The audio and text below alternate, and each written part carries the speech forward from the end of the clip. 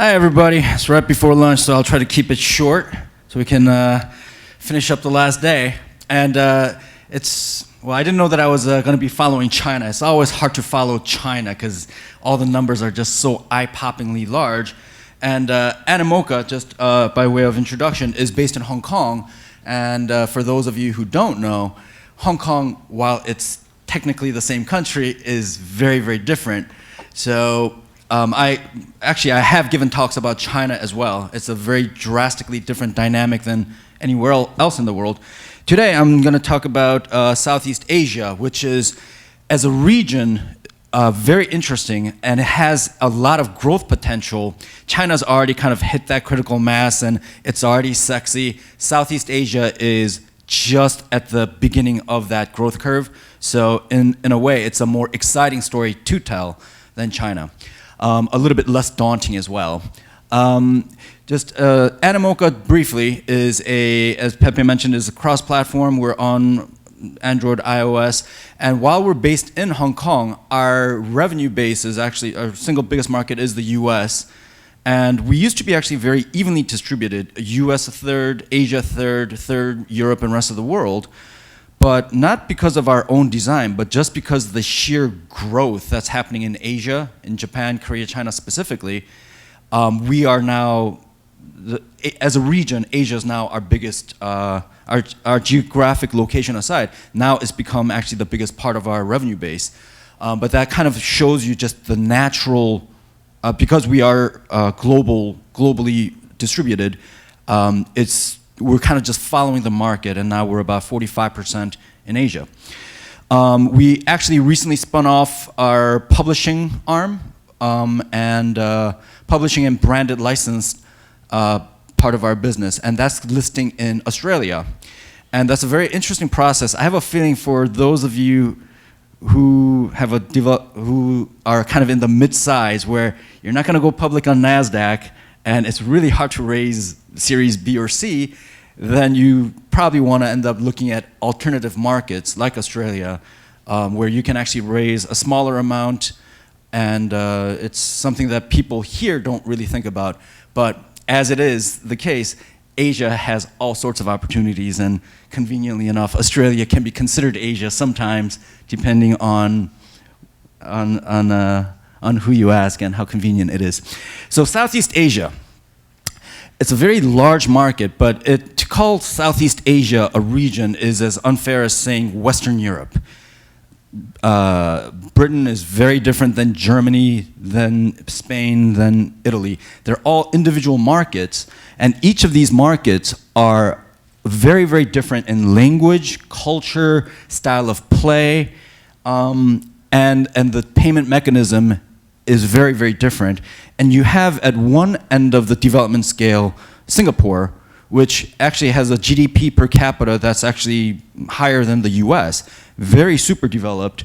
Probably next in line is probably Malaysia, which has about half of it's about a little bit south of high teens GDP per capita, but is also a very technically developed, versus at the other end, Burma, also known as Myanmar, Laos, Cambodia, really aren't markets yet. I mean, Burma has, 60 million people, but really no mobile or smartphone penetration yet, juxtaposed to a country like Vietnam that has, 80 million people, but is very, very fast growing and is very developer friendly. There is payment mechanisms that work. And then Indonesia and Philippines are just massive, just because Philippines is 100 million people. That's a third of the US population. Indonesia is, 250 million. So we're talking about big numbers here as each individual market. Now you put that all together and you try to approach it as a market is very different, it's very difficult, but these, unlike China, because it is earlier in the growth curve, has a lot more malleability in terms of how you can approach it. And it's a hell lot cheaper to market in Malaysia, to actually get ranked and to actually get visibility in Malaysia is a hell lot cheaper than China, Japan, or Korea, for sure. And We already touched on some of it, but it is a very fast-growing, as an economy overall, it's a fast-growing geography, part of the world. And it's also a very young population compared to Western Europe, North Asia, like Korea and Japan, or even the US. It's a much younger population, so a lot of what we do on the mobile technology gaming side is a lot more easily absorbed. And it is still generally a little bit, for the most part, a much lower cost base. So there's additional opportunities for growth there. And the numbers are huge, but I believe that these are actually the lower of the estimates that I've seen done by various reports. As you can see now, Asia Pacific as a region is twice as big as North America, and that was not the case 2 years ago. It was the other way around. And as far as Asia Pacific, of that 6 billion quoted, about 5 billion is the CJK, China, Japan, Korea. And so you're talking about sub-billion as a region, but again, it is the fastest growing part of this entire picture. And if you think about just south of a billion, still is about half of Europe. I mean, there's a lot of activity and there's a lot of talk about what happens in Germany or Britain. And those are very expensive markets to operate in, whereas Southeast Asia is still relatively much cheaper. And even language-wise, especially Singapore and Malaysia, it's very English-friendly. So most people here could go there without it being a cultural and language shock, necessarily. And I'd be very surprised, actually, if it is actually 1.2 billion in 3 years. I have a feeling that it'll be much, much higher than this. I mean, 2 times growth in 4 years anyway is an impressive growth trajectory, but I'm pretty sure that this is understated overall. And you know, you look at the market, and obviously Japan and Korea are and China are themselves just so massive individually. By the way, the ranking here isn't per capita. This is actually just overall raw numbers in terms of Google Play revenues. And you know, the only European country that makes it in there is actually Germany in the top 5. It is very Asia dominated in terms of charts, and you can break this down in various different revenue, earnings, per capita calculations, and Asian countries will always rank high. And I mean, if you think about Hong Kong with its 8 million population, ranking 11th overall, you're talking high, just really strong numbers. Singapore, arguably 4 to 5 million people, ranked 14th. So again, this is kind of the power, the concentration of money spent and development power that resides in these countries. And Indonesia, still considered very, not third world, but a developing economy. But again, with this 250 million people, and what happens in places like Malaysia and Indonesia, Indonesia and Philippines, is these are very, I think Indonesia, has technically something like 10,000 islands. Not that all of them are populated, but they're actually putting in infrastructure, just putting on a tower is a lot more efficient than trying to put in cable or wire. So you have a lot of Asian countries, Southeast Asian countries, that are kind of leapfrogging the infrastructure of the US, which isn't that difficult, but I don't want to talk about politics and infrastructure spending in the US. But it is, again, they actually have a lot of development and money being spent in things that are a little bit ahead of even the US in terms of technologies. The numbers it is still more male-leaning, but the biggest differentiating factor here is that over half is under 25. So these are all the future earners that are coming into the pipeline that we can market to. And still, as I said, on a per person basis, it's still much cheaper to market in any of these Southeast Asian countries with the exception of maybe Singapore, but Singapore, again, is very, very small. But it's generally a lot, you'll get a lot more bang for buck for any of these markets. This almost looks like an ad for Facebook, but all that I'm trying to show here is that it is, because of the demographic being as young as it is actually very socially networked. So a lot of the social games, Asia did the whole mixing of the mobile and social earlier than the US or Western Europe. And that obviously, this just makes for a very fertile, vivacious, competitive social gaming market. Looking at, I don't know how familiar you are with Southeast Asia, but again, Indonesia is just, I mean, it's the 4th largest country by population in the world. So there's just obviously going to be huge raw numbers there. Thailand is, I forgot if it's 60 or 80 million, but big country. Malaysia is actually only about 25 million, but again, it is the more developed out of the bunch in the Southeast Asian markets. Philippines is going to be a very big market because, again, 100 million population, they've got, and it's also a very island, you're not going to have a lot of wires, so everything's very mobile, and they're just getting started. And these numbers basically show you what is ahead of these markets. Philippines is only still 15% of penetration of smartphones in the mobile world. And the devices, mind you, I mean Xiaomi now makes products that are under $100. So it is going to be very affordable, and the income levels are rising in Southeast Asia, that once the inflection point hits where the income actually meets the low prices and you can actually afford a $100 phone, then it's a big game changer. And the dollar a month for this population, for Philippines, for Indonesia, will rival those of China, which is just, of course it's bigger, but further developed along the way. Tablets is still a pretty small market in Asia. This isn't where I would focus for any of you that's actually looking to go out to Southeast Asia. But I wanted to at least show that there is a market and there's something to be done there.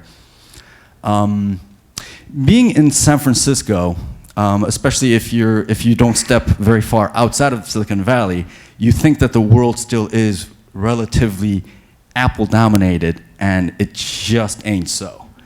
Anywhere outside, US, Australia, Japan, kind of sort of, are about the only 3 markets where I think Apple still has the bigger mind share, if not the revenue dollars. But anywhere outside of these countries, we're in Google land. And especially in places like China and Korea, that's not totally not because of Samsung. It is very, very Android leaning, and increasingly more so. In the case of Korea, 2 years ago, I think Apple had something like 1/3 of the market. Now it's less than 10% 2 years later. I don't know who still uses Symbian, but they do still exist. These 3 companies are obviously Korean, China, and Japan, respectively. But the reason why they're here is because these guys are all competing for Southeast Asia. Kakao has the Korean market. I mean, if you have a smartphone, you're using Kakao in Korea. Same thing with Chinese and WeChat. Line doesn't have as much of a penetration in Japan, but it's a majority anyway. And they're going to list soon and be very, very rich. The parent company of Line, called NHN, has a market cap of 20 billion. It's the #1 portal in Korea, actually. But Line was started, what, 2 years ago? And now its market cap is already half of its parent company. It's an amazing story. But these, what I refer to as the meta platforms, these guys have dominated their local markets, and realistically, Kakao's just not going to have game in China or Japan and WeChat's just not going to penetrate Korea. I mean, it's just, these three countries are so massive and so indoctrinated in their own way of doing things. But they're all spending crazy money to compete for Southeast Asia because that's the next battleground. And probably Southeast Asia still has a lot of, Vietnam is very Chinese oriented. So if I was to place a bet, I'd probably go with WeChat. But Line actually has a majority of its revenues actually coming from outside of Japan. So, and Line has a lot of cash, so I'd say that they're probably a good contender as well. Kakao, the Koreans weren't very good about going overseas, except for Samsung. They kicked ass. Somebody asked a question in earlier Jason's session about pre-installs. So another thing, other than it being just more bang for your buck in Southeast Asia, is you can actually, because it is a younger market, you actually have a lot more opportunities to do something outside the box. You couldn't go to Verizon or T-Mobile here and say, hey, do you want to pre-install? Or you couldn't go to Samsung US and suggest, hey, why don't we try this for my game? In Southeast Asia, that still happens. So we do this in Hong Kong, I think Singapore as well, but we can actually work with Sony as a manufacturer, and we can actually talk to Singtel and actually get a deal done with the carrier, which is largely impossible anywhere outside of a developing market like Southeast Asia. And this is kind of a repeat of, if you've seen any of the international sessions, then obviously it's not just the language, but there really is a localization that needs to happen. The game balancing that you have to do for the much more demanding audience in Korea versus the relatively newcomer in Philippines or Indonesia, you know, it could be the same game, but you have to balance it totally differently, and and the sudden nuances, why pink works better in Japan than it would in China. These are the little nuances that you have to kind of get used to if you are actually going to expand internationally. And obviously, stylistically, it is very different. And again, even within Southeast Asia, country by country, it is very different. So you'll have a lot more cutesier things that sell in Taiwan with Hello Kitty versus another country that's just not as cutesy. Vietnam, which is a lot more drab in style. I'm not making a cultural statement, just about the style of design. And until this year, actually, most of Southeast Asia was actually very telco-oriented. So carrier billing was kind of the main way of, and the app stores that were operated by the telcos is how they actually made money. And Google Play just came up. They just opened in most of these Southeast Asian countries, and they opened up Wallet, and so now this is a totally different dynamic, and Google is kind of catching up with itself, but it makes for, and Google, the local guys in Southeast Asia, the guys based in Hong Kong, Singapore, they're a lot more approachable than the guys in Mountain View. It's not a cultural thing, it's just that Google itself has more to catch up on, and so they're a lot more approachable when it comes to featuring your games, which is still the cheapest form of advertising that you can have. Yeah, actually that's pretty much it. Like I said, I'll keep it short, and I've already been given my notice, so we'll just jump into questions and let you get on to your sandwiches. Thank you. Cool. Thank you so much, David. We have one question here. Yep. I can share my mic. David, yeah. Yes. Right here. Do you need a publisher to enter Vietnam because it's still a communist country? That's one. Second is if I'm a startup or I have a limited budget, what would you recommend me in terms of revenue potential? Would it be Philippines, Indonesia? And you actually didn't mention much about India, which could be South Asia. Which one would, if you had money, what would you do? Well, I can tell you that it's, and it really depends on how big your company is. If you're a two-man or a four-man shop, I would say go to Singapore, because you can do a game, launch it, get visibility a lot easier, although it is more expensive on a per capita basis than Malaysia or Indonesia. There you actually have, it's a population of 5 million people, 4 to 5 million people. So you can actually get it done with much smaller numbers, and if you only have 4 mouths to feed, you can do a $200,000 revenue base and all make a living off of that. If you have a, Animoca is 150 people now, so we can't just rely on Singapore as a market. It's just not big enough. Hong Kong's not big enough. So I guess generically, I would say Singapore's probably the easiest. Malaysia, English speaking, 25 million population, and very tech savvy compared to the other Southeast Asia countries. So I would say that's probably a lower hanging fruit than Indonesia, Philippines, which are still, the income level isn't high enough, and the payment mechanism, people aren't used to spending like they are in Malaysia and Singapore. What was the first question? Vietnam. Can you be a self-published company? Similar to China, you usually want to talk to somebody locally, although you can actually, a lot of the international networks, I won't mention any specific one, Chartboost, for example, they would have actually inventory to sell you in a lot of these markets. So you can actually get visibility, and it's cheap enough that you can actually do a lot more test runs. You couldn't, unless you have a user base that's 100 million people in the US, you'll have to spend a couple $100,000 a week to actually rank high enough. In Southeast Asia, you can do that for thousands. Thank you. We have another question here. It's the same question that he had on India. So you didn't touch base on India. Sorry. Technically, India is in Southeast Asia. So Well, technically, that's considered South Asia, and India is a little bit like, I guess, even further back than Indonesia in terms of percentage of population. India being the second most populous population country is what, 1.3 billion?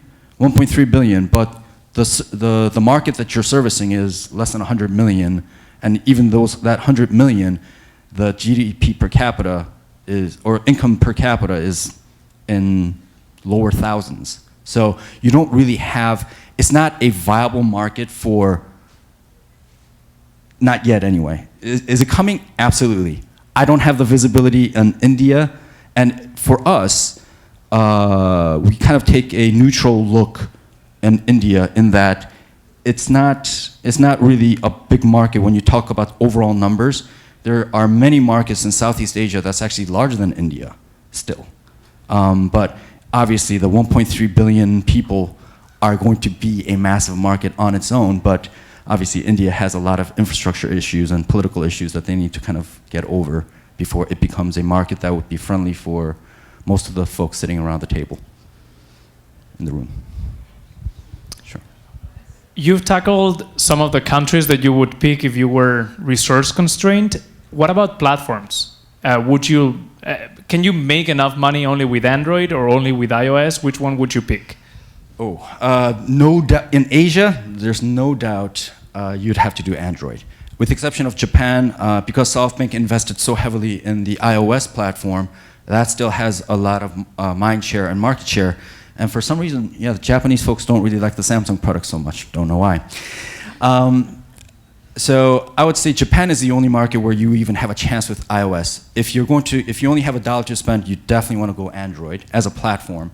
The three that I mentioned earlier, about Kakao, Line, WeChat, these, in earlier session, somebody talked about, so you give away 51%, and how much, these guys also take 30%. So, the margins do decrease by a lot.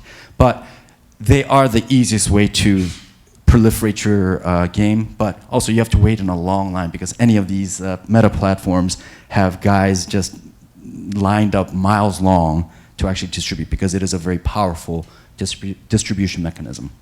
And among the three, specifically for Southeast Asia, who's winning? WeChat is winning because of the Chinese base. generally.